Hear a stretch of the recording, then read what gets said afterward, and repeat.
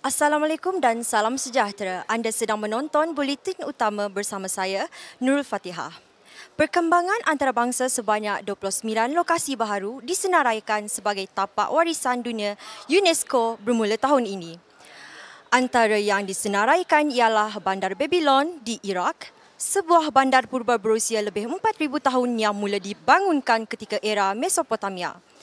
Lokasi lain yang turut memenuhi senarai tahun ini ialah Taman Negara Vatnajökull, Iceland, Lekolin, Del Prosecco di Caniglia, Batu Bara Megalitik, Xianquan, Laos, Pusat Sejarah Sheki dan Istana khas Han, Azerbaijan, runtuhan arkeologi Bandar Liangzhou, China dan banyak lagi.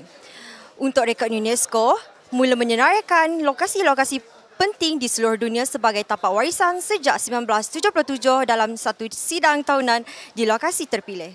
Tapak-tapak dalam senarai ini dilindungi sepenuh menerusi satu perjanjian antarabangsa oleh PBB untuk manfaat generasi akan datang. Baik, sekian berita. Layari YouTube Buletin Utama untuk lebih banyak klip berita dan teruskan menonton TV3.